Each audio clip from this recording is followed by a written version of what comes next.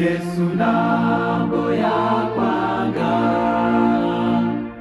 nugura umunyabyaha niwe nshuti ihebuje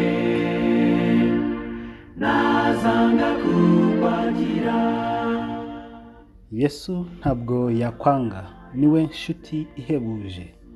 Aya magambo muhimbyi w'indirimbo ari kuririmba yarayobowe na Mwuka Wera agambiriye gutanga ihumure ku bari mu isi. Nshuti muvandimwe, ndagusuhuje kandi ndakwifuriza kugira amahoro n'imigisha bituruka ku Mwami Imana. Njye ugusuhuza ndi mwene so Felix Niyitegeka. Nyemerera muri uyu mwanya tuganire ku byanditswe byera. Mu kanya ndagaruka nkugezaho insanganyamatsiko tugiye kuvugaho. N'umucyo ntazanga kukwakira azagusenda w'ibyaha maze usigara utunganye azagukiza urupfu ntabwo azakwirengagiza. Muri uyu mwanya tugiye kuganira ku magambo afite umutwe uvuga ngo ijoro rigwiriye iyi si dutuye. Ubundi mu buzima busanzwe ijoro ribamo byinshi biteye ubwoba, ndetse akenshi mu ijoro n'ibidateye ubwoba hari ubwo bibonwa mu ishusho y'ibiteye ubwoba, ibyo benshi bakunda kwita baringa. Ahari nawe unyumva byashoboka ko byakubayeho ukabona ikintu giteye ubwoba nijoro, ukiruka cyangwa se ugahunga, nyuma mu gitondo cyangwa se bukeye ukaza gusanga burya cya kintu cyari ikintu gisanzwe. Nijoro uzasanga abakora ibikorwa bibi ari benshi: abajura, abicanyi, abasambanyi. Igihe cy'ijoro akenshi baragikoresha. Kugira ngo umuntu abeho atekanye rero mu ijoro, uzasanga bisaba ko habaho uburinzi bwuzuye, habaho umutekano usesuye, bityo umuntu akaryama akizigura yizeye ko nta cyamuhungabanya. Si uko ibyamuhungabanya bidahari, ahubwo nuko hariho uburinzi n'umutekano yumva yizeye.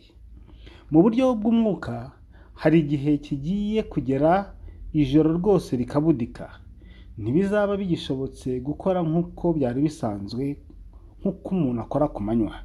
Icyo gihe ni ijoro ryuzuyemo umwijima mu by'umwuka, kandi nta n'uburyo bwo kubona urumuri na ruto buzaba bukiboneka.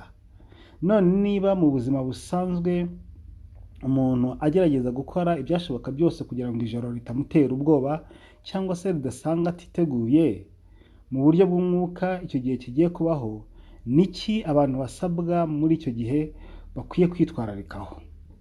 Tugiye gusesengura iyi ngingo, ariko turibanda mu buzima bw'iby'umwuka. Uwiteka ayobora intekerezo zacu. Amena. Reka tubanze tuganire ku mucyo w'isi. Umucyo mu buzima busanzwe turawuzi, ndetse tuzi cyane iyo uvuze umucyo hari abahita batekereza wenda izuba, hari abatekereza amatara n'indi soko iyo ari yo yose ishobora gutuma tubona urumuri. Aha ndifuza rero kwifashisha isomo dusanga muri Bibiliya kugira ngo turebe ku bijyanye n'umucyo mu buzima bwacu bw'iby'umwuka. Yohana igice cya 8:12 hari amagambo avuga ngo Yesu yongera kubabwira ati ni njye mucyo w'isi, unkurikira ntazagenda mu mwijima na hato, ahubwo azaba afite umucyo w'ubugingo. Iri somo dusomye, nubwo ijoro ryabudika kuri iyi si dutuye, abantu bafite Yesu ntibazigera bagenda mu mwijima na hato nk'uko tubisomye. Mu yandi magambo, muri iryo joro riteye ubwoba mu by'umwuka turimo tuvuga ko ryenda kugwira isi yacu, abimitse Kristo nk'umwami n'umukiza wabo ntibazaba bari mu mwijima na hato. Haleluya! Bisaba rero ko iyi sano na Kristo umuntu ayigira bikiri ku manywa. Iyi soko y'urumuri mu mwijima umuntu ayitegura hakiri kare. Nshuti muvandimwe, niba utarafata umwanzuro, wanyemerera ukakira Yesu mu bugingo bwawe, wanyemerera ukumvira ijwi rya Mwuka Wera rikurarikira kuva mu bidatunganye, ukumvira ijwi rikubwira riti ibi bireke si byiza, hinduka muri wowe ukora ibyiza. Burya Imana mu buryo butangaje ikorana n'umutima w'umuntu wese kuri iyi si kugira ngo ahinduke. bidashingiye ku idini cyangwa itorero runaka cyangwa itsinda runaka. Imana ifite uburyo ibasha kuyobora buri muntu ku gukora ibyiza. Niyo mpamvu umuntu wese uriho, yabyemera atabyemera, azanyuzwa mu rubanza imbere y'Isumba byose. Ese mujya mutekereza iby'icyo gihe? Byibazeho gatoya. Igihe abantu uzi, yaba abakomeye n'aboroheje, bose bazanyuzwa imbere y'ubutabera bw'Imana yaremye byose. Icyo gihe kizabaho rwose. None mu mutima wawe urumva ibyawe bimeze bite? No kwitonda, kuko umutima ubasha gushuka nyirawo. Yeremiya yabivuze neza. Iyo dusomye muri Yeremiya igice cya 17 umurongo wa 9 kugera ku wa 10, hari amagambo avuga ngo, umutima w'umuntu urusha ibintu byose gushukana, kandi ufite indwara ntiwizere gukira. Ninde ushobora kuwumenya ukuri? Umurongo wa 10, njye Uwiteka nijye urondora umutima nkawugerageza, nkitura umuntu wese ibihwanye n'inzira ze, uko imbuto ziva mu mirimo ye ziri. Yeremiya yatugiriye inama ko tutishuka dukurikije ibyo twibwira mu mitima yacu. Birashoboka ko wavuga ngo njye ibyanjye ni shyashya. Oya rwose, ahubwo saba Imana ikurondore, kandi uyu murimo Mwuka Wera awukora neza, maze Imana igahishura ibyo ukwiriye guhindura, cyangwa ikakwereka ibyo ukwiriye gukora biruseho. Ibi rero biratwerekeza ku cyo dukwiriye gukora hakiri kare. Reka dukore cyane butarira. Bibiliya ihishura neza ko umucyo uvira amahanga uturuka mu kumvira ubushake bw'Imana. Yesaya 51 umurongo wa 4, hari amagambo avuga ngo, bwoko bwanjye ni mu nyumve, shyanga ryanjye muntegere amatwi, kuko ari njye itegeko rizaturukaho, kandi nzashyiraho amategeko yanjye ab'umucyo uvira amahanga. Biragaragara ko amategeko y'Imana arera, arakiranuka, kandi kugira ngo umuntu abeho afite umucyo mvajuru, bisaba ko atirengagiza amategeko y'Imana. Ubwo ijambo ry'Imana ari ryo ribivuze, reka twe kwinangira imitima. Irindi somo rihuza neza n'iryo dusomye haruguru ni iri ngiri. Yesaya 8 umurongo wa 20, nimusange amategeko y'Imana n'ibiyahamya, nibatavuga ibihwanye n'iryo jambo, nta museke uzabatambikira. Igihe umuntu yita cyane ku byanditswe byera, bimuhindukira umunezero. Umva ubuhamya bwa Dawidi. Zaburi igice cya 40 umurongo wa 9, hari amagambo agira ati, Mana yanjye, nishimira gukora ibyo ukunda, ni koko amategeko yawe ari mu mutima wanjye. Zaburi 119 umurongo wa 174 haravuga ngo, Uwiteka, njye nifuza agakiza kawe, kandi amategeko yawe niyo munezero wanjye. Zaburi 119 umurongo wa 105 hari amagambo avuga ngo, ijambo ryawe ni itabaza ry'ibirenge byanjye, ni umucyo umurikira inzira zanjye. Biragaragara rero ko ijambo ry'Uwiteka ni ryo soko y'umucyo ku batuye isi. Ni gute rero iri jambo ryakorera muri twebwe? Nicyo Yesu yavuze neza ngo, ni njye mucyo w'isi, unkurikira ntazagenda mu mwijima na hato, ahubwo azaba afite umucyo w'ubugingo. Uyu mucyo w'ubugingo niwo umurikira inzira zacu, nk'uko Dawidi yabivuze. Mu buzima busanzwe tubaho dukora, tubaho dushakisha ibyatubeshaho. Benshi biremera, abandi wenda bikagorana, ariko uko byagenda kose dukeneye umucyo mu bugingo bwacu. Waba ukize cyangwa ukennye, waba ukomeye cyangwa woroheje, waba wubashywe cyangwa se wenda wumva usuzugurwa, waba uri mukuru cyangwa se wumva uri muto, ikibazo cy'ubugingo kireba umuntu wese. Sanga Yesu akubera umucyo, uzisanga rwose nta mwijima muri wowe. Byaba bimaze iki se kubaho kuri iyi si ariko nta byiringiro by'ubugingo bw'ahazaza? Ubuzima butarimo kumvira Imana buteje akaga rwose. Umva uko Mika yabivuze neza. Mika igice ya 7 umurongo wa 8 kugera ku wa 9 haravuga ngo, wa mwanzi wanjye we kunyishima hejuru, n'ingo nzabyuka, ninicara mu mwijima Uwiteka azambera umucyo. Nzihanganira uburakari bw'Uwiteka namugomeye, kugeza ubwo azamburana akansindira. Azansohora njyane mu mucyo, mbone kureba gukiranuka kwe. Nubwo twaba twarabaye mu bidatunganye, nshuti muvandimwe, Uwiteka niwe buhungiro bwacu. Azatuzahura, adukure mu mwijima, atubere umucyo. Iri ni isezerano, kandi yiteguye kubikorera buri wese ubyifuza kandi abishaka. Nshuti muvandimwe, iri sezerano nawe Imana yari gusohoreza.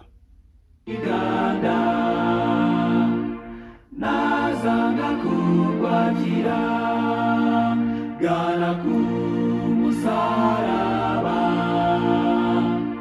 nazanga kukwakira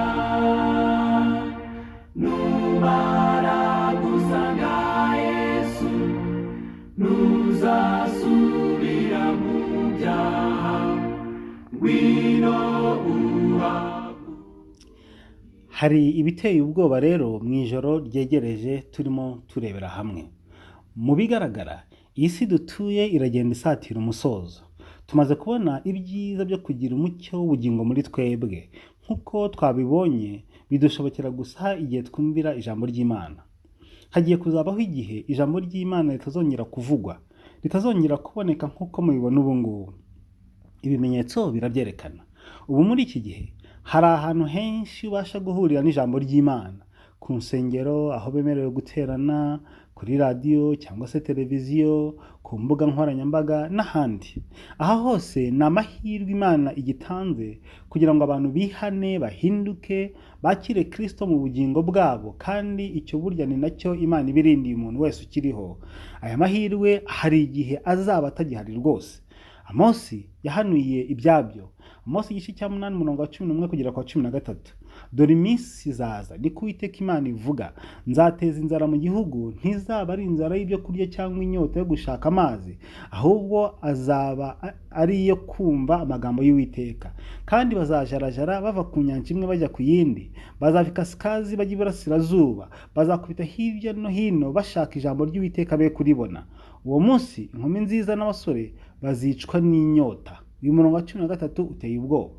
Shiti muvandimwe, nimutekereze igihe abantu bazaba batagifite amahirwe yo kumva ijambo ry'Imana rihindura imitima yabo. Nimutekereze igihe abantu babi bazaba bakora ibibi nta mpinduka n'imwe ishoboka ku mitima yabo. Icyo gihe kizaba giteje akaga. Icyo gihe kandi Imana mu bushobozi bwayo, kuko izabibona abantu bose ko bagezweho n'umuburo, izabibona abawemeye n'abadafite gahunda yo kubemera, maze ishyireho iherezo. Umva uko Yohana yabyeretswe. Byahishuwe 22 umurongo wa 11, hari amagambo avuga ngo ukiranirwa agumye akiranirwe, uwanduye mu mutima agumye yandure, umukiranutsi agumye akiranuke, uwera agumye yezwe. Iri tangazo rizabaho rwose. Murabona ko muri icyo gihe nta mpinduka ku banyabyaha izaba igishoboka, ariko abakiriye Kristo muri bo bazakomeza kumugira ababera umucyo. Icyo gihe isi izagwirwa n'ibyago bitigeze bibaho kandi nta rutangira. Ibyahishuwe ibice bya 15 n'icya 16 havuga ku ibyago bizatera kuri iyi si. Ibyahishuwe 15 umurongo wa 1, iryo somo riravuga ngo mbona ijuru rishya, mbona mu ijuru ikindi kimenyetso gikomeye gitangaza. Nicyo bamarayika 7 bafite ibyago 7 ari byo by'imperuka, kuko muri byo arimo umujinya w'Imana wuzurira. Iyi ni isomo riboneka mu Byashiye 15 umurongo wa 1. Reka ndisubiremo. Mbona mu ijuru ikindi kimenyetso gikomeye gitangaza. Nicyo bamarayika 7 bafite ibyago 7 ari byo by'imperuka, kuko muri byo arimo umujinya w'Imana wuzurira. Byashiye igice cya 13 umurongo wa 1 naho havuga ngo numva ijwi rirenga rivugira muri rwa rusengero ribwira abo bamarayika 7 riti, mugende musuke muri izo nzabyandwi mw'isi, izo nzabyandwi z'umujinya w'Imana. Reka ndisubiremo. Byashiye igice cya 13 umurongo wa 1, numva ijwi rirenga rivugira muri rwa rusengero ribwira abamarayika 7 riti, mugende musuke mw'isi izo nzabyandwi z'umujinya w'Imana. Muribuka uko byagenze mu gihe cy'ibyago byateye muri Egiputa? Dusoma mu Kuva uhereye igice cya 7 kugera ku murongo wa 12. Muri icyo gihe muribuka uko byagenze. Abisiraheli bendaga guhaguruka muri icyo gihugu cy'uburetwa. Ibyago rero byagwiriye Egiputa. Abisiraheli bo ntabwo bagezweho n'ibyo byago. Uko niko ubwoko bw'Imana buzarindwa. Natwe birasaba kwishinganisha amaraso ya Yesu Kristo kugira ngo tutazagerwaho n'ishyano rizagwiriye isi dutuye, kandi tubeho tunafite ibyiringiro by'abatahajuru. Shiti muvandimwe, tugana ku musozo. Niba wumva hari icyo Mwuka Wera gusaba gukora, niba wumva hari icyo Mwuka Wera gusaba guhindura, agusaba kwitaho, niba wumva hari icyo Mwuka Wera gusaba kureka, icyo ni ikimenyetso ko impinduka igishoboka, kandi burya nicyo Imana ibiturindiye. Niyo mpamvu Kristo ataragaruka, niyo mpamvu itangazo ngo birarangiye ritarasohora. Umva uko Petero yabihamije. Iyo dusomye mu rwa kabiri rwa Petero igice cya 3:9 kugera kwa 14 hari amagambo avuga ngo umwami Imana ntitinze isezerano ryayo nk'uko bamwe batekereza yuko iritinza, ahubwo itwihanganira idashaka ko hagira n'umwe urimbuka, ahubwo ishaka ko bose bihana. Ariko umunsi w'umwami wacu uzaza nk'umujura, ubwo ijuru rizavaho hakaba n'umuriro ukomeye, maze iby'ishingiro ibyo byose biremeshwa bikayengeshwa no gushya cyane, isi n'imirimo iyirimo bigashirira. Nuko ubwo ibyo byose bizayenga bityo, yemwe ko dukwiriye kuba abantu bera kandi twubaha Imana mu ngeso zacu, twebwe abategereza tugatebutsa umunsi w'Imana uzatuma ijuru rigurumana rikayenga, kandi iby'ishingiro ibyo byose biremeshwa bigashongeshwa no gushya cyane. Kandi nk'uko yasezeranye, dutegereje ijuru rishya n'isi nshya ibyo gukiranuka kuzabamo. Nicyo gituma bakundwa, ubwo mutegereje ibyo, mukwiriye kugira umwete wo kuzasangwa mu mahoro, mutagira ikizinga, mutariho umugayo mu maso ye.